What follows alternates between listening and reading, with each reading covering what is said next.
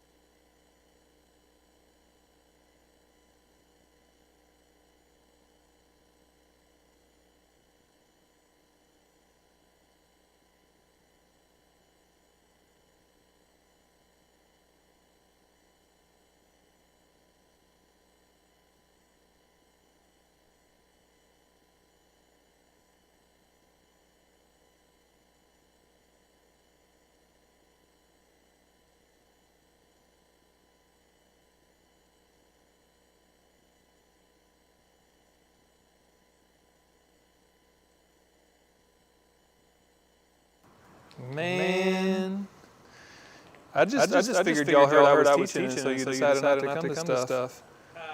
I just figured y'all heard I was teaching, so you decided not to come to.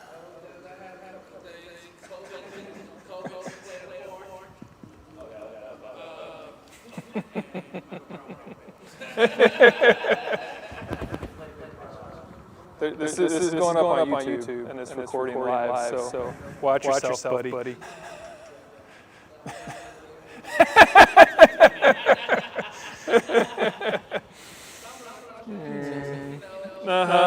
Right? You don't think?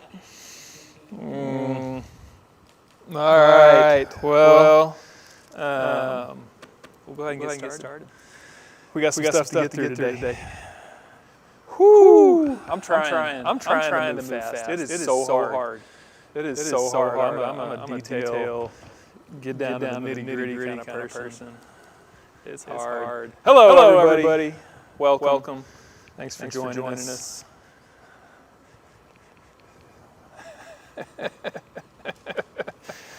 I already see who's going to be the troublemakers. All right. You two shouldn't be allowed to sit together. Let's pray and we'll get started. God, we're so thankful for you today and again for the opportunity to be together. And simply praying, God, that we would know you better when we leave than when we came in. Help us to bring you honor and glory through the way that we see you in your word today. In the name of Jesus, pray. Amen. All right, so we mostly finished Amos, but there were a couple of things that I wanted to get to that I wanted to mention before we move on. Hopefully, for those of you who are online, I tried to do slides today, so hopefully you're able to see those okay. Since you couldn't see the whiteboard, thought we'd go that direction. If you are just joining us, you might want to go back and look at the last couple of classes. I don't know if y'all have or not, but they're up on the SHBI YouTube site. Did you grab all the other papers up there? I killed a bunch of trees, Devin. So there'll be stuff, and I can talk to you guys about some of that. So we're in Amos. We mostly finished Amos, but there were a couple things I wanted to go over. So flip open to chapter 4. You read through Amos, and a lot of the stuff that you read, it just seems harsh. It seems really harsh. And kind of like Amos in chapter 7, you sort of almost want to say, God, just give him one more chance. Give him one more chance. Give him one more chance. You know, that's kind of how my heart does. But chapter 4, verse 8, or verse 6 actually. We'll start in verse 6. I gave you cleanness of teeth in all your cities. That's like if you have cleanness of teeth, what does that mean?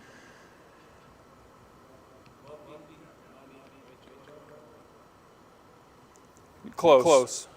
Opposite actually. You're in the general neighborhood. No, cleanness of teeth. Like why do your teeth get dirty? Because you eat.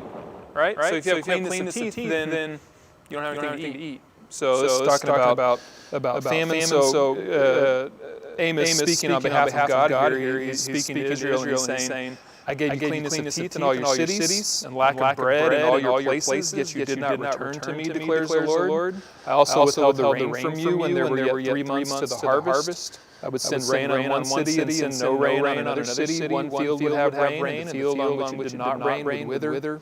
So two or three cities would wander to another city to drink water and would not be satisfied, yet you did not return to me, declares the Lord. I struck you with blight and mildew for many gardens, your vineyards, your fig trees, your olive trees, the locust devoured, yet you did not return to me. I sent among you a pestilence after the manner of Egypt, killed your young men with the sword, I carried away your horses, and made the stench of your camp go up into your nostrils, yet you did not return.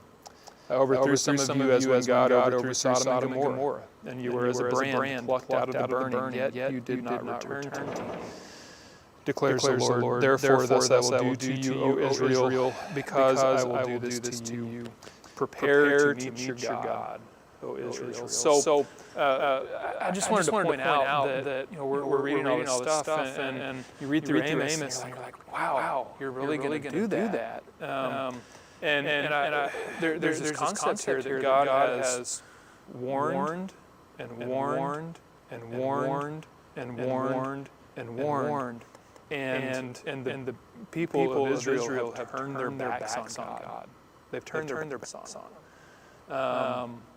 And so this isn't like people trying to seek after God and messing up every once in a while. This is like God has He's warned them in all kinds of different ways, and they were told why those things were happening by different prophets who came. And it wasn't just bad things that He did. He lavished things upon them also. Wonderful things, trying to draw them back. I mean, so God, He's been trying to get their attention for a really long time, and they have just said, basically, we don't want anything to do with you anymore. The people have. So that's sort of the situation that you have here. Flip to chapter 5, verses 18 through 20. I wanted to point this out.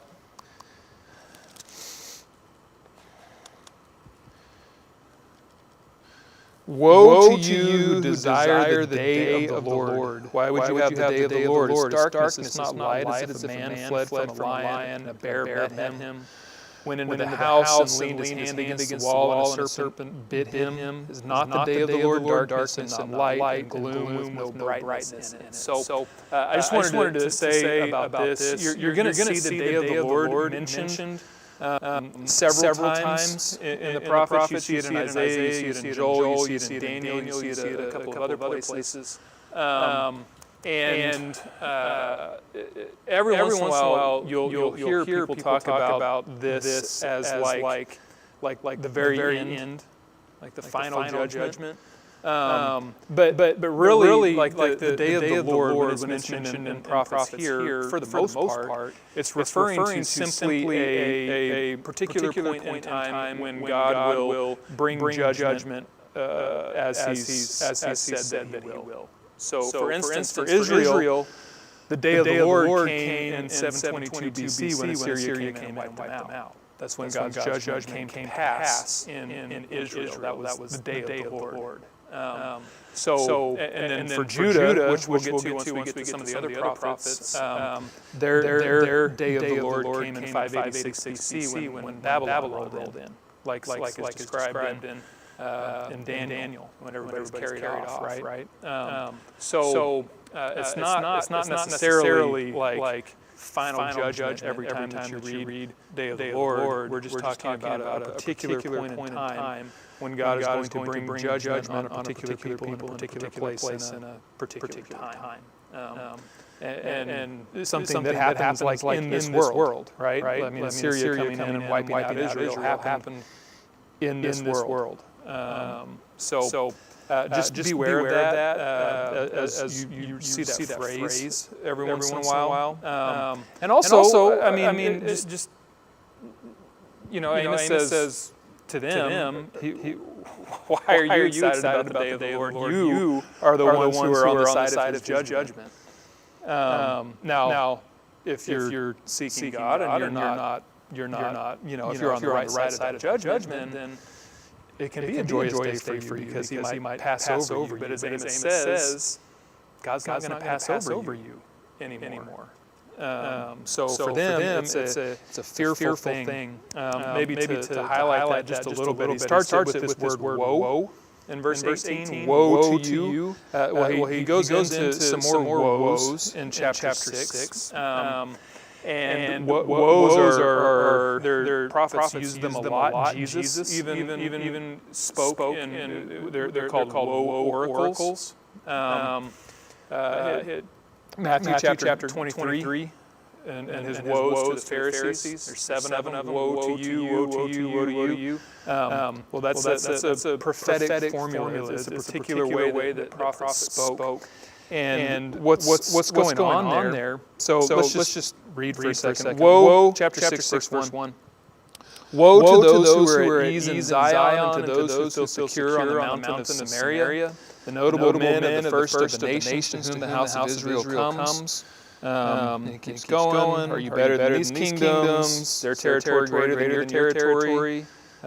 You who put far away the day of disaster and bring near the seat of violence. Woe to those who lie on beds of ivory and stretch themselves out on their couches and eat lambs from the flock and calves from the midst of the stall, who sing idle songs to the sound of the harp, and like David invent for themselves instruments of music, who are just, they're just living it up, right? They don't care anything about what's going on. But this woe thing, it's really interesting to me. If you hold on, some kind of echo or feedback. All right. I will pause in a moment and try to deal with the feedback. Let me finish the woes, and we'll see what's going on there. The woe deal. It's so let's say you live in a small town, and in this small town there's a church in the middle of town, and it's Saturday, say at about 10 o'clock or 11 o'clock, and the bell in the church tower is ringing. What does that probably mean? Time to go to church. If it's on a Saturday, why are we going to church maybe? Danger. Funeral. Yeah, funeral, right? If the church bells ringing on a Saturday in a small town, a lot of times there's funeral happening. You familiar with the poem, "For whom the bell tolls"? For whom the bell, look it up sometime. It's a really good poem. But that's sort of where it comes from. This bell. For whom the bell tolls. So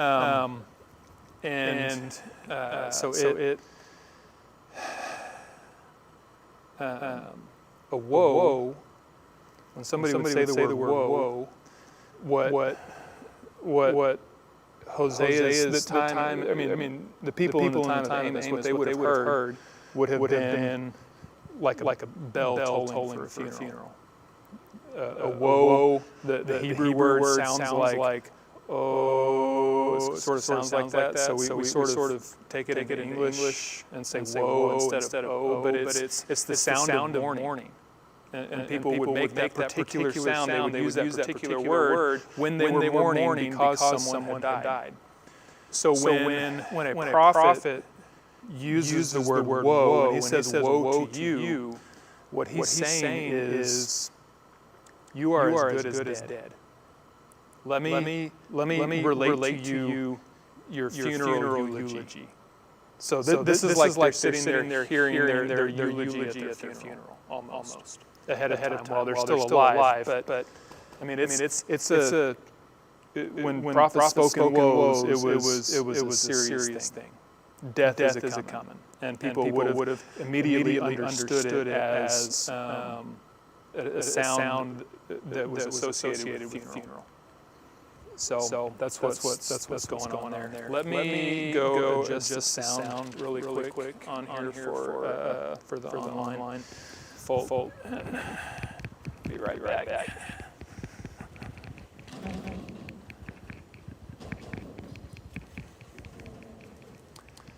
Check.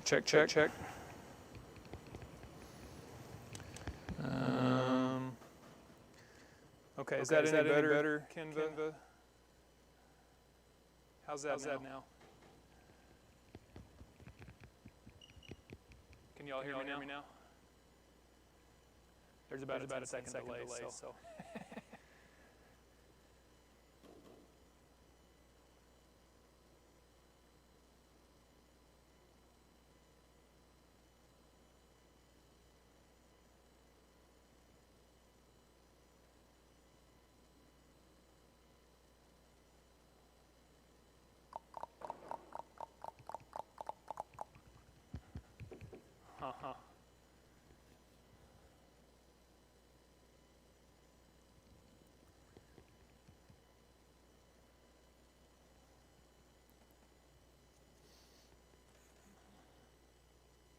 Check. Can y'all hear me? Is that any better?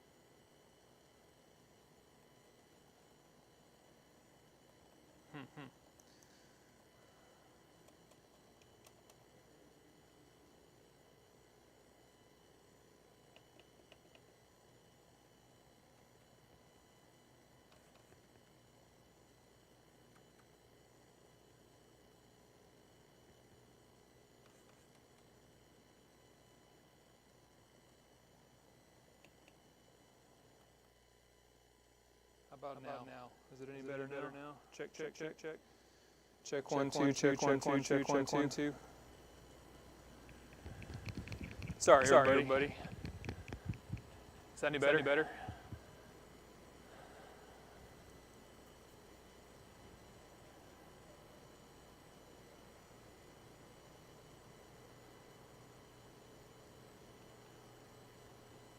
Hoping that's better.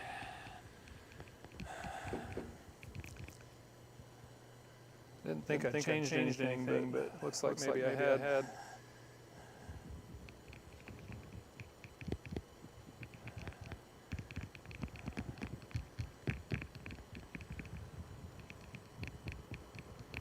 Okay. We're gonna have to try it like this and hope that it does it. Sorry, everybody. Technical difficulties. All right. Let's. Still sounds like.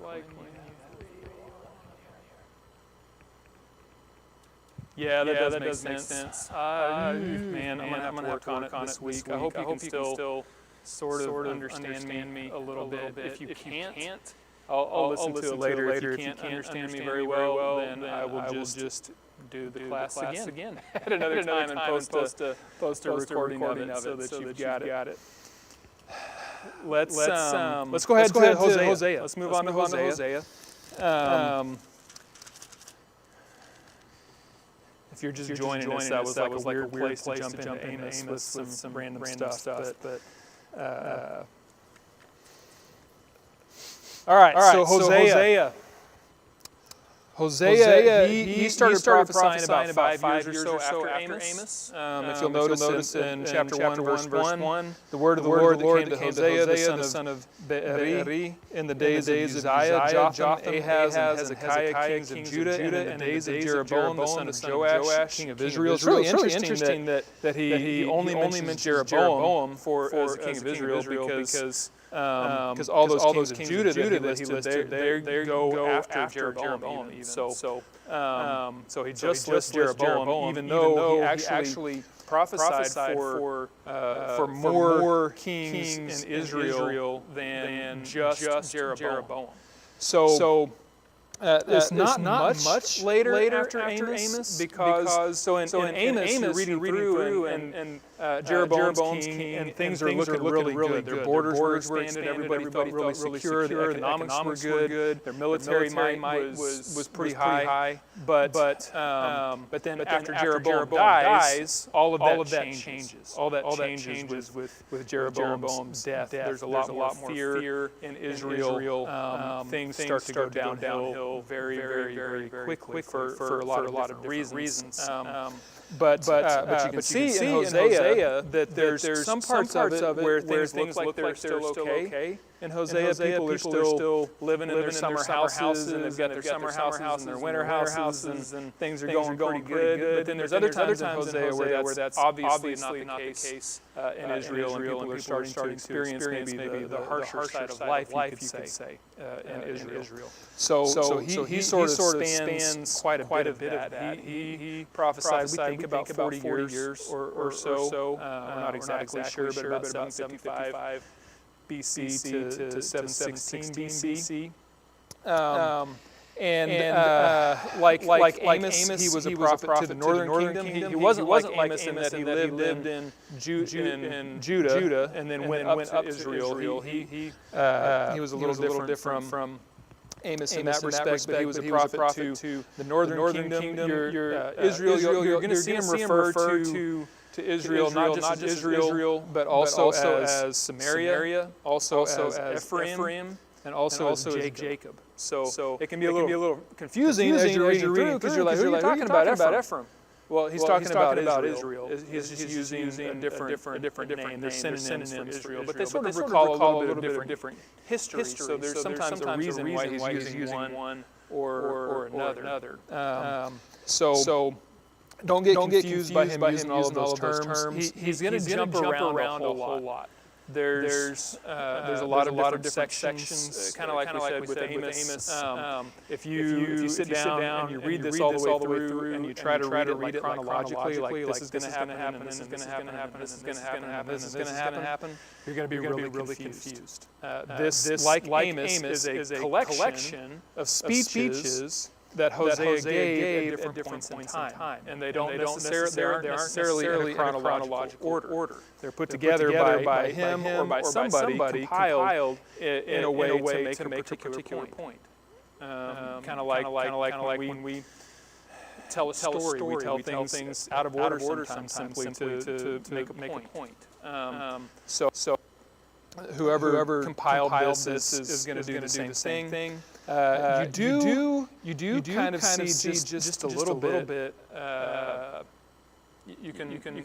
It's kind of hard to tell even Hosea where like one speech ends and another one begins. They just sort of run into each other. But you can sort of tell a little bit based on how things are looking in Israel, because he spans such a wide period of time. You can sort of grasp just a little bit. Okay, this probably happened when Jeroboam was king, or this probably happened when Menahem was king, or something like that.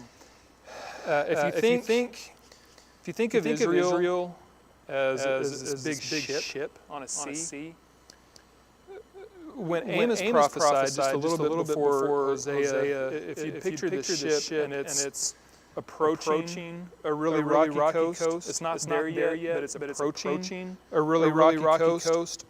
The sea is really rough. And there's a lighthouse up on the hill to warn them, but nobody's paying attention. They're all too busy partying on the boat to pay attention to the danger that's around them. They're oblivious to it, or they simply just don't care. When Hosea starts, the ship has hit the rocks. Maybe not right when he started, but a little bit into Hosea's ministry. The ship has hit the rocks. Israel's hit the rocks. And there's holes that have formed in the ship, and water begins to pour in. And for a little while, as the water's pouring in, people are still partying it up, having a good time, and oblivious to there being any kind of danger at all.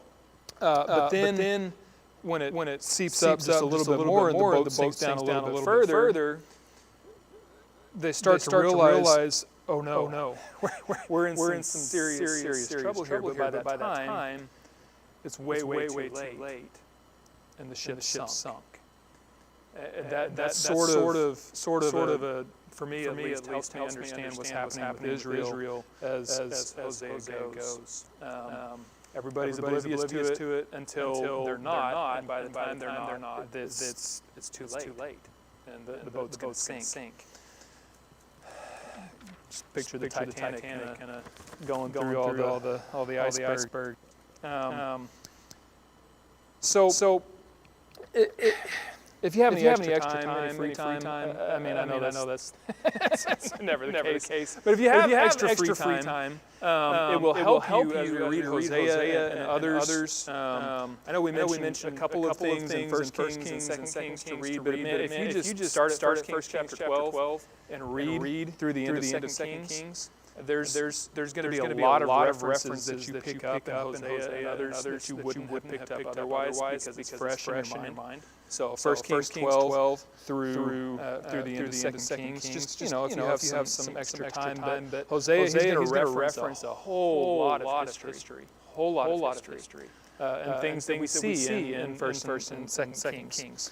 So let's take a look at a little bit of this history, a little bit of background information here. Israel had a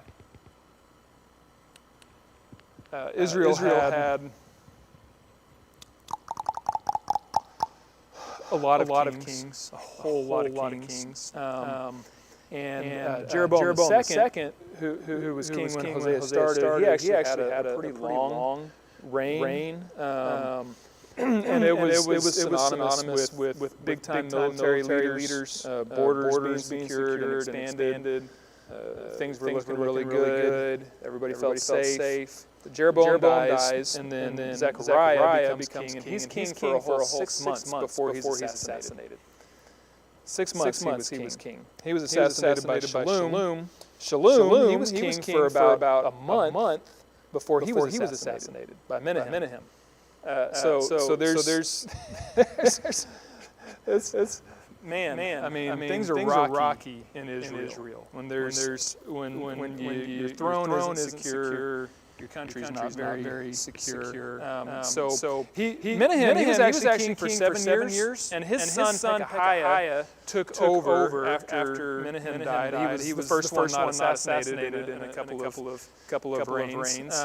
But then Pekahiah, he was king for a whole 2 years before being assassinated by Pekah. So here we go with assassination again. And Pekah was king for about 5 years, and then he's assassinated also. It's just one crazy thing after another. And there's absolutely no stability. Well, during the reign of Jeroboam, Assyria, which if you're looking at the map here, is it up there?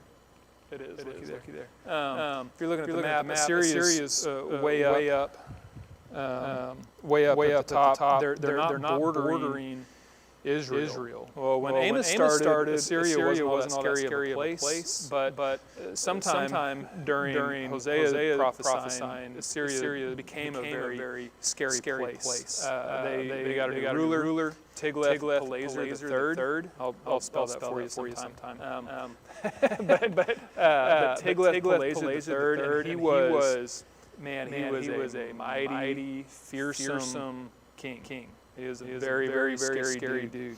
And they wiped out Phoenicia. So you see Phoenicia up here? Okay. Phoenicia borders what? Israel, right? So now Assyria, before Israel wasn't worried about them because they had no borders with them. We talked about this last week. If in the United States we don't think about this very much because we're bordered by Canada and Mexico, and we're not really afraid that one of them is going to come and try and invade us. But if you're in a place like Israel, you're always worried about borders and who's around you. And they weren't particularly scared of Phoenicia, but when Assyria wiped out Phoenicia, and all of a sudden Assyria is on their border, that becomes a much scarier thing. So Assyria, they become big and bad when Tiglath-Pileser begins to reign. And skip down to Menahem. He gets really big scared of Assyria. So he makes a deal with Assyria to make Israel a vassal kingdom to Assyria, which basically means that Israel pays off Assyria to not attack them. So they do that in a lot of ways. Sometimes maybe it's sending people in slavery. Sometimes it's financially. Sometimes it's with goods. There's all sorts of different ways that happens. And sort of like, it's a really scary thing to be a vassal to Syria because they, if they call in debt at some point in time and you don't have it, you're out of luck. And it means that you also are beholden to their gods. You're beholden to whatever they tell you to be beholden to. So it really messes Israel up. As if their relationship with God was it was bad enough already. And now they're a vassal to Syria and having to bend to Syria's will. So this happens during the reign of Menahem. Well, Pekah, 2 kings later, he gets really tired of being indebted to Syria. So he hooks up with Syria. So you see Syria up here? Damascus area, Aram, that's sort of Syria up there. So they hook up together. They team up. They become allies. But they're still not quite strong enough to be able to go against Syria. So Pekah then goes down to Jerusalem, to Judah, and asks Judah to join with them and become their ally and fight against Syria with them. Well, Judah says, we're not doing that.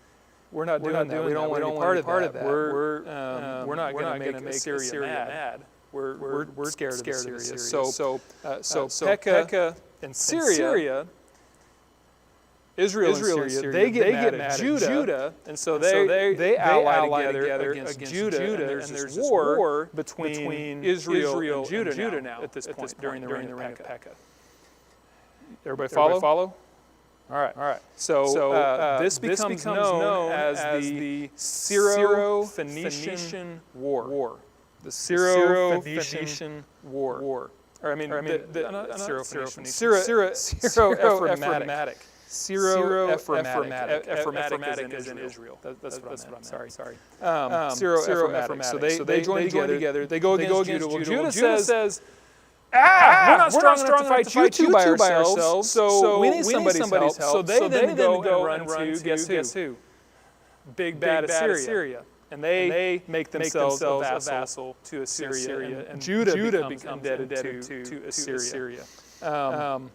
So now Judah and Assyria are together. Israel and Syria are together. Judah's protected, but they had to become a vassal in order to do it. So now they're indebted in the same ways that Israel was. So this is sort of the political, military type situation that's going on in Israel when you step into Hosea. And they're in complete and total crisis mode.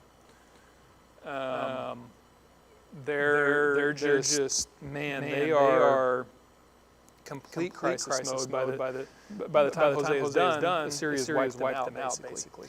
So two main types of crises that Israel was experiencing during this time. We can boil it down to two things. The first was politics. Things were just a mess. Kings were getting assassinated all the time. There was military problems. There were money problems. All sorts of stuff was just a mess in the political world of Israel. And of course, in Israel, the political world is sort of connected to the religious world. Not necessarily to God like it was when it first started back in the days of Samuel, when they became a kingdom. But those things are a little bit connected. But the other big area of crisis that they're experiencing is religion. So we're going to see Baal come up a lot in Hosea, the worship of him and other gods and idols. We're going to see priests who aren't doing what they're supposed to be doing. People who don't even know that what they're doing is wrong, which is scary. That they don't even know. They think that everything's A-okay, which is a huge indictment of the priests and of their parents for not teaching them things. There's going to be a few things that overlap both of these categories, like an Amos, the treatment of the poor is a big deal. Well, it's still a big deal in Hosea. Israel doesn't shape up, so it's still a big deal in Hosea, and that can be both a political and a religious thing, right? So there's some things that go between those two categories. But Hosea, he is super concerned with Israel's relationship with God in regards to both of these crises, with the politics and with their application of religion and their worship. There's going to be two main analogies that he's going to make. If you read a little bit of Hosea, you saw both of these pop up. There's two main analogies. One is father and son. You see that in chapter 11. The other is husband and wife. And we see that really play out prominently in chapters 1 through 3. But I think it's interesting. You see this all throughout Scripture. Jesus did it a lot with parables. He talked about heavenly things. He talked about spiritual things by using human analogies, ways that we could understand. These are husband and wife, father and son. They're beautiful analogies for this relationship that God wants to have with His people. But sometimes because of our life experience, that's a hard thing for us to grasp onto. I mean, say for instance that you had a terrible relationship with your father. Well, then this is going to be a harder analogy for you to grasp onto. To see God as a good, loving, caring father. If that's not your experience with father, then that's a difficult thing to sort of get through. But the picture that we have here is of a loving, caring father who is going to pursue after sort of like the father in the prodigal son parable. This father that welcomes his son back. He lets him go and welcomes him back. That's sort of the father that we see here. That's described. So there's three main sections in Hosea. There's chapters 1 through 3, which is mostly narrative. There's a little bit of poetry in there in chapter 2, but it's this narrative sequence. He's telling a story. Hosea is going to do some stuff. It's going to be really strange. It's really strange what God asked him to do. But in 1 through 3, you get basically a summary of the whole book. In chapters 4 through 11, there's these indictments against Israel. Israel, you didn't do this, you haven't done this, you haven't done this. Let me tell you the reasons why these things are going to be happening to you. I've been telling you, let me tell you again, so that you understand when they happen. Chapter 11, the end of that, the tone changes quite a bit, and you see this picture of God pursuing them again. They've turned their backs on him. God's let them go, and that's been a very, very scary thing. But God's not going to let them go forever. He's going to pursue them. He desires relationship. 12 through 13 are very similar to 4 through 10. It's more indictments, reasons for why they are where they are. And then chapter 14, God is going to again, He's going to bring them back. He's going to pursue them. He's going to have compassion. He's going to have mercy. His people will continue. They'll continue. So Hosea chapter 1. Y'all ready? Dig in. You need to leave that out there for a minute. You good? Okay. So Hosea chapter 1. Again, if it sounds totally messed up online, I will record this with better sound later and post it and let you know about it. So sorry that's happened. I'm not sure what happened. I didn't change anything, so I don't know. Maybe somebody changed something throughout the week that I didn't know about. Let's start in verse 2. When the Lord first spoke through Hosea, the Lord said to Hosea, Go take to yourself a wife of whoredom. I don't know what your version says. My version says whoredom. There's some other words that are used there. I think we kind of get the picture of what he's talking about here. And have children of whoredom, for the land commits great whoredom by forsaking the Lord. So he went and took Gomer, the daughter of Diblaim, and she conceived and bore him a son. So this is kind of a weird thing. Hosea is being asked to live out a human analogy of what the relationship between God and Israel has become. That's a strange thing.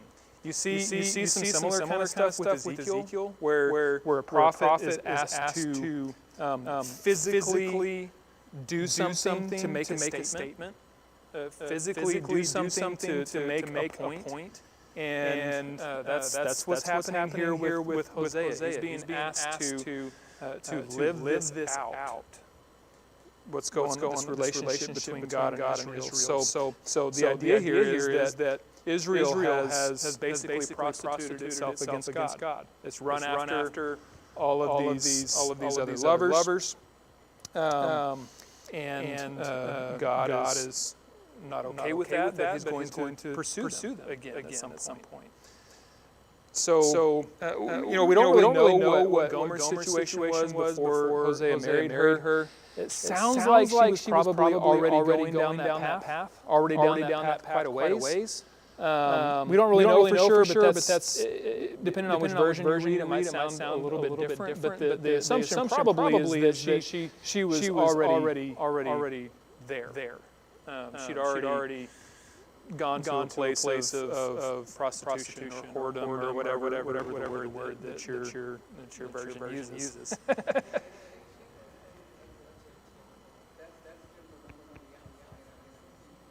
Yeah, there would be some differences. Yeah.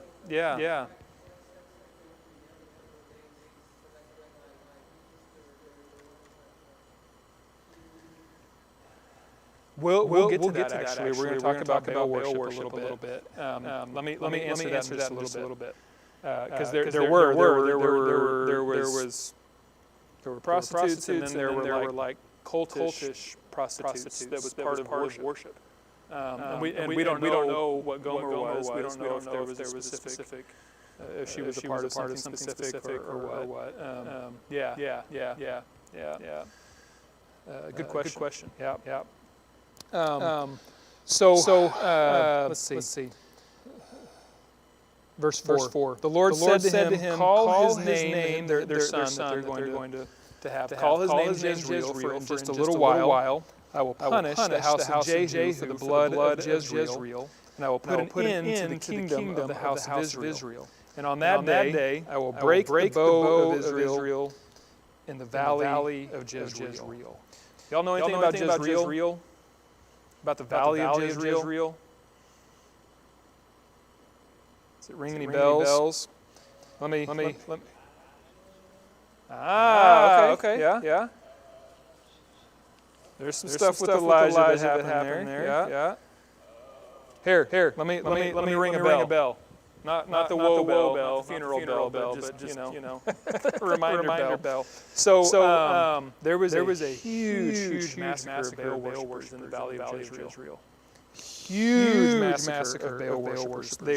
They were wiped out in the valley of Jezreel. There's a woman in Scripture whose name sounds a little bit like Jezreel. Any guesses there? Jezebel. Yep. Jezebel died a very cruel death. Guess where? In the valley of Jezreel. Jehu, he murdered the kings of Israel and Judah in the valley of Jezreel, and he murdered seven sons of King Ahaz. What's the picture that you're getting of Jezreel here? Very sinful. Maybe a place you don't really want to be. Maybe synonymous with death. Yeah. Hosea wants us to get that Israel is on its way to death. It's a scary thing. When he starts talking about the valley of Jezreel. 6 through 9. She conceived again and bore a daughter, and the Lord said to him, call her name No Mercy, for I will no more have mercy on the house of Israel to forgive them at all. But I will have mercy on the house of Judah, and I will save them by the Lord their God. I will not save them by bow or by sword or by war or by horses or by horsemen. When she had weaned no mercy, she conceived and bore a son. And the Lord said, call his name not my people, for you're not my people, and I am not your God. So there's a few things here.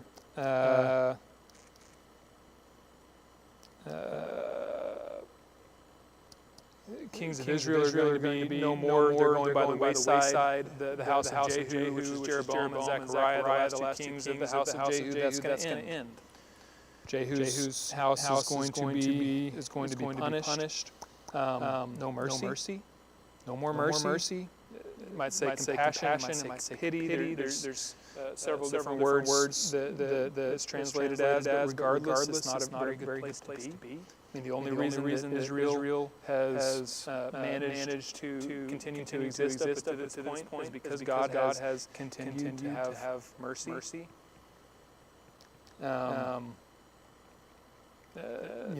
It's a scary thing. Not my people.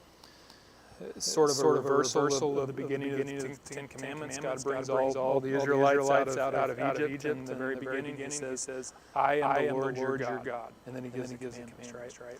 It says, you're not my people anymore. You're not going to be my people anymore. It's a scary thing. But then in verses 10 through 11, there's hope. Yet the number of children of Israel shall be like the sand of the sea, which cannot be measured or numbered. In the place where it was said to them, you are not my people, it shall be said to them, children of the living God.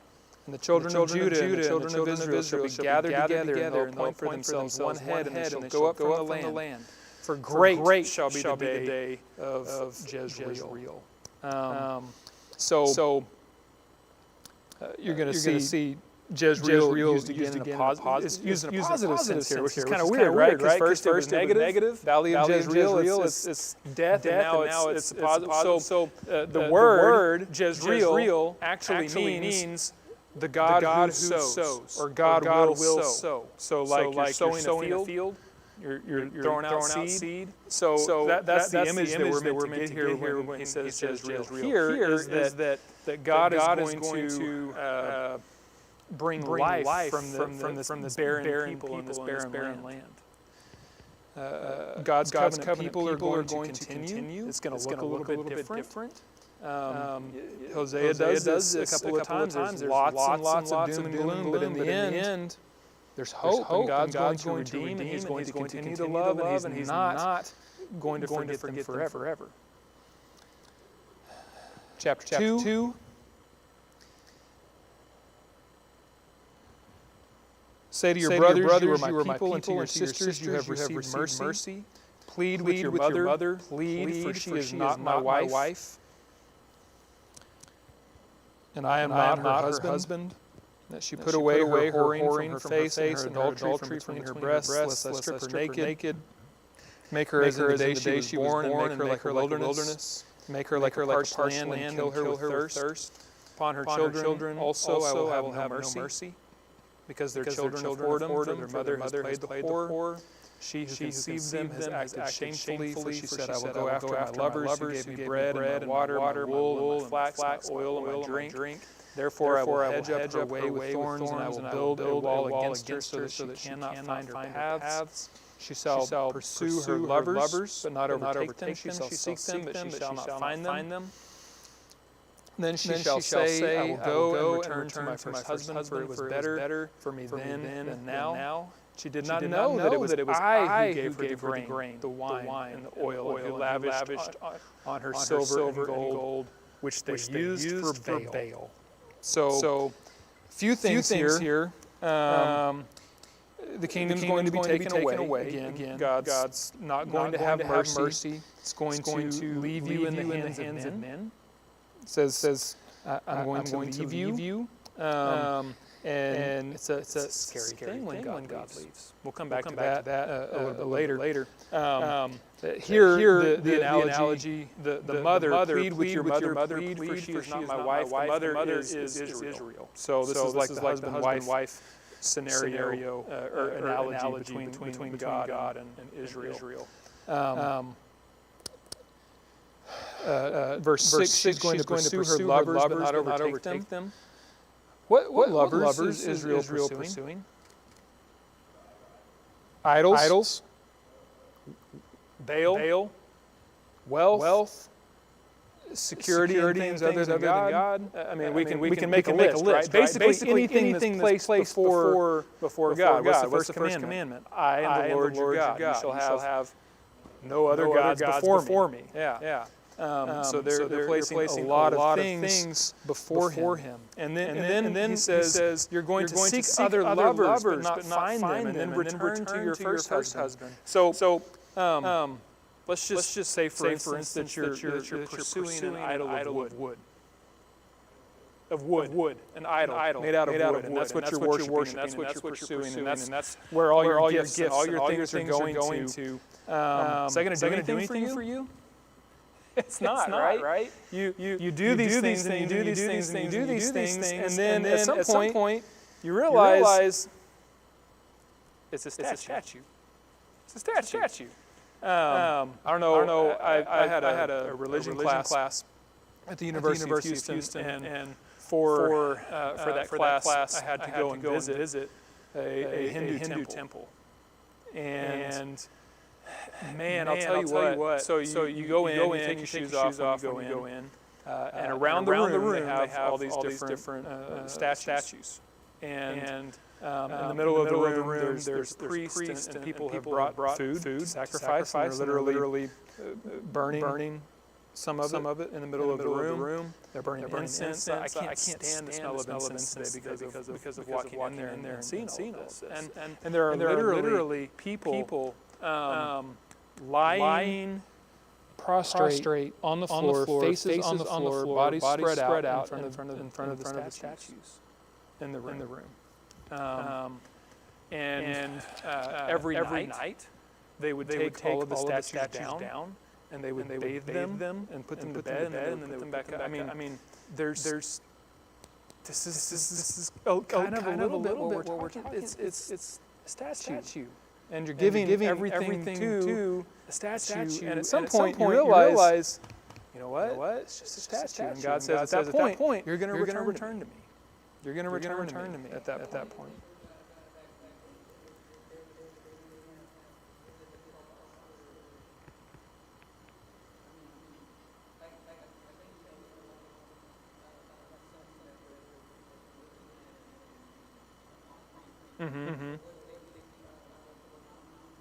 Yeah, so there were several different things. If you read through Leviticus and Deuteronomy, you get a pretty good idea of some of the ways that they would worship. There were different feasts and celebrations. There were different sacrifices and offerings that they would make. They would go to the temple or eventually to a synagogue. Synagogues weren't as much of a thing here, but there were places of worship and places where you could go and do those things, and they would sing, and they would do some of those things. Yeah. Mm-hmm. Yeah. Yep. Mm-hmm. Yeah.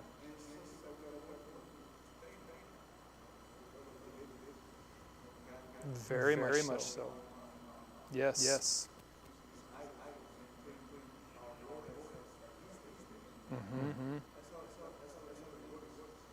Very much so. And I would even say today, if we're like even beyond that, how many times do we try to place people in the place of God? You know, we could go down this road for a while talking about how idol worship manifests itself in our world and in our cultures today, because it's widespread. And I think sometimes it's not as obvious as bowing down in front of a statue. But who and what do we put in God's place? You know? Yeah. That's it. Yeah. 135. Psalm 135 explains that really well. Yeah. So you've got this. So now you have this whole nation of God's people, Israel. They've been given all these wonderful things. They've had good things lavished on them, and they don't realize that those things come from God. They think they've come from Baal, and they're giving them back to Baal. So they have these things that God has given them, and then they're giving them to Baal. Or they're making idols out of them, or they're like it's man, it's just crazy, like the lack of knowledge. We talked a little bit about syncretism, like the combining of two different religions. People don't even know the difference between Baal and God in Israel during this point. It seems like they're just the same thing. They don't even realize that what they're doing isn't proper worship of God. There's this huge lack of knowledge. So Baal, let's talk about him. So he was a Canaanite god. You remember when Moses and Joshua were bringing the people out of Egypt, and they crossed over into the Promised Land. Well, that was Canaan, right? The land of Canaan. So Baal, he was a Canaanite god, and he was worshipped there. He was believed to have been a fertility god, the god of the harvest. He might have been called. So basically, what that means is that if you were in good standing with Baal, if you had done all the things that you were supposed to do in order to please Baal, then there would be a good harvest, and your people wouldn't die from starvation.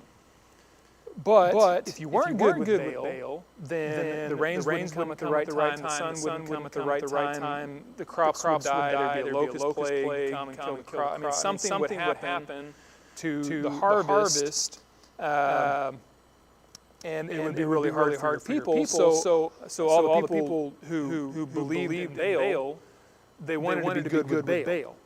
Does that make sense? They wanted to be good with Baal. They wanted Baal to be good, so that all of their crops would do what they were supposed to, and they would have food. So this was a very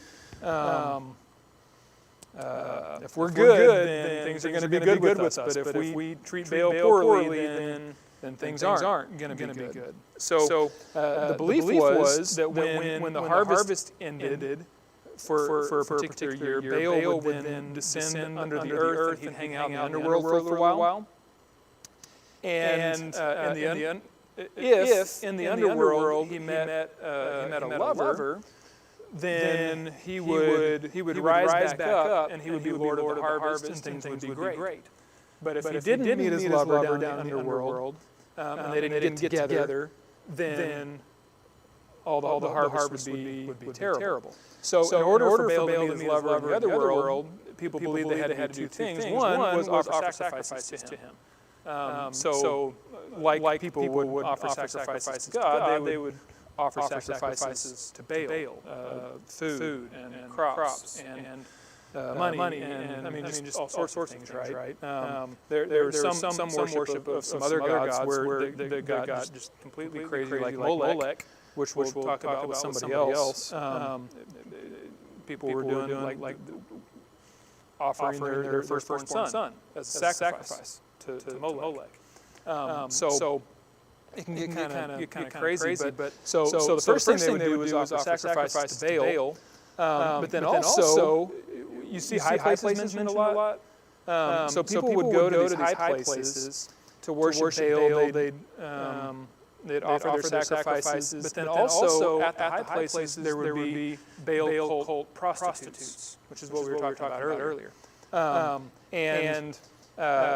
People would offer their sacrifice, and then they would sleep with the cult prostitute. And if this happened enough, the belief was that Baal would then meet his lover and rise up and make the harvest good. So people part of Baal worship was sleeping with cult prostitutes in order for Baal and his lover to get together. So I mean, you can kind of see why God's kind of like, okay, I mean, not only are you putting this guy, this non-existent thing before me, but look at what you're doing in order to do so. Yeah. Yeah.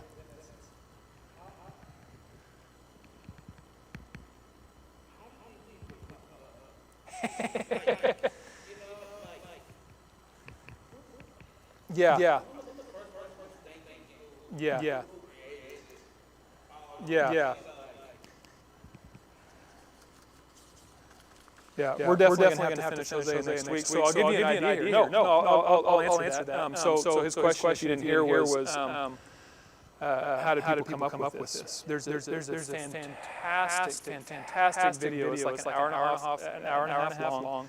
It's by a guy named Rob Bell. It's called The Gods Aren't Angry. Rob Bell, The Gods Aren't Angry. And he sort of goes through this a little bit. I'm going to see if I can tell you in 3 minutes. So let's say that you are. I should walk this way because I get covered up if I go that way. All right.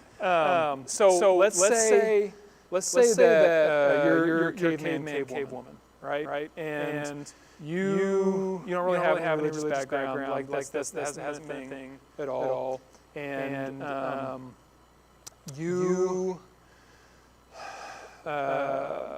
you rely on the hunt for your food and survival. And let's say that you notice,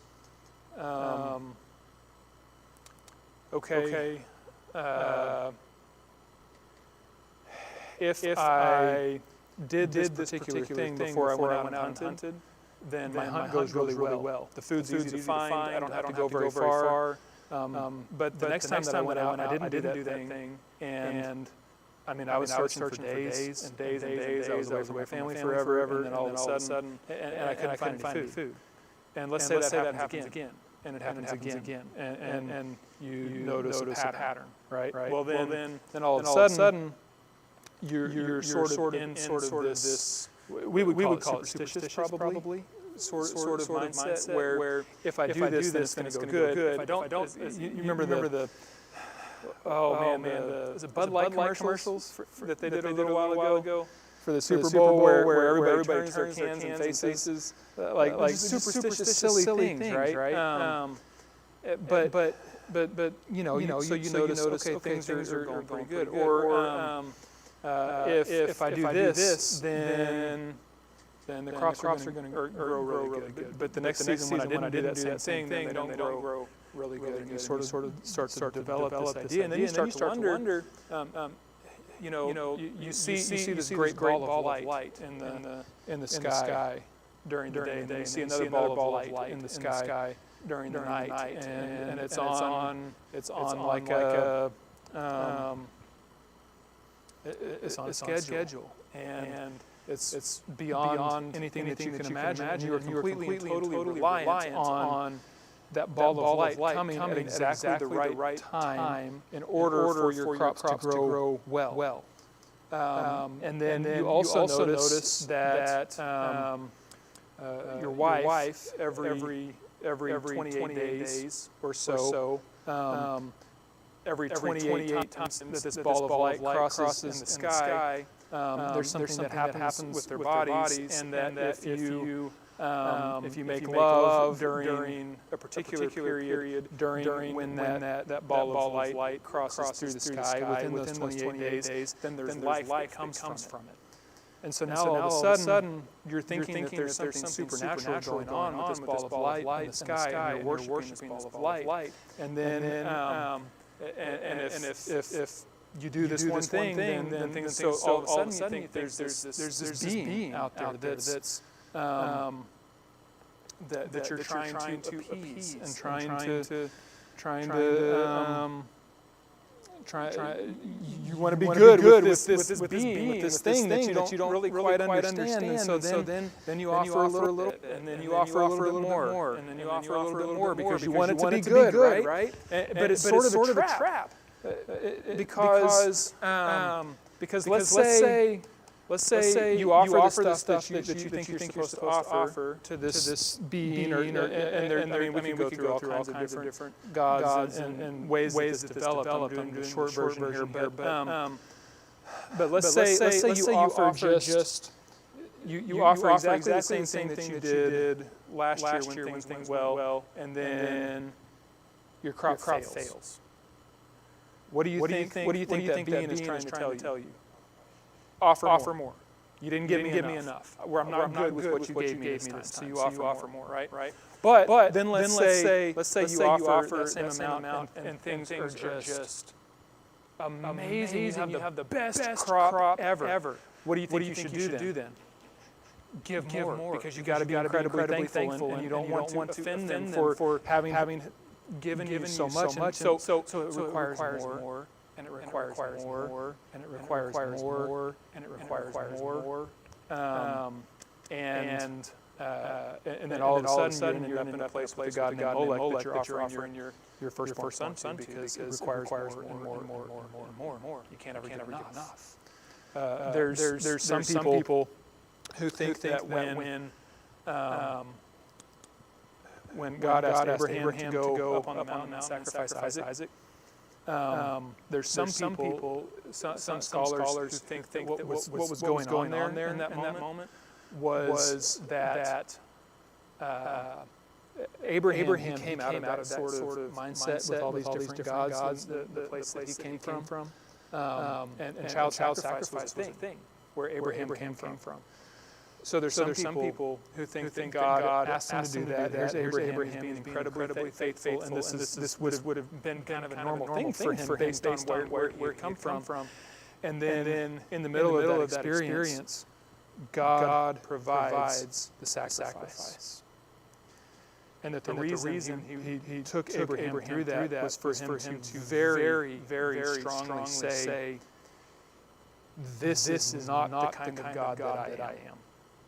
We don't offer our children as sacrifices around here. I am the God who offers the sacrifice. I am the God who provides the sacrifice on your behalf. So does that make sense? But yeah. Yeah. Oh man. Yeah.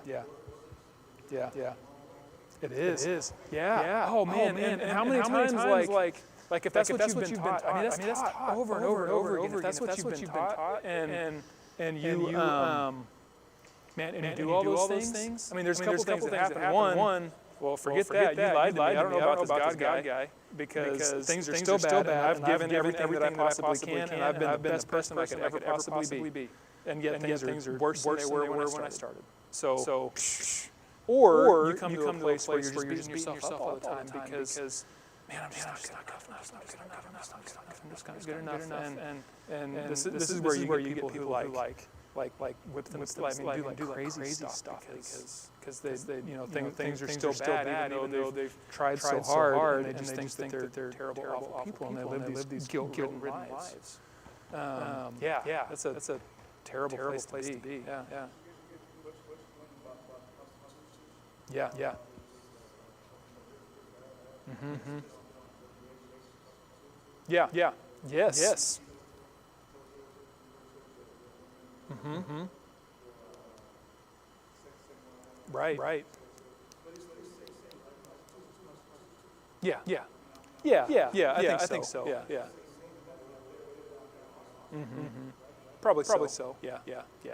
I mean, it's either way. It's not good, right? Yeah. Absolutely. Well, we are out of time, so we're going to have to pick up in 14-ish. Next week we'll finish up Hosea, and we will step into. Is it Micah? I think Micah. I don't remember. Syllabus. So if you haven't read through Hosea, go ahead and read through Hosea, and then for next week read Micah also. Cool. Yeah.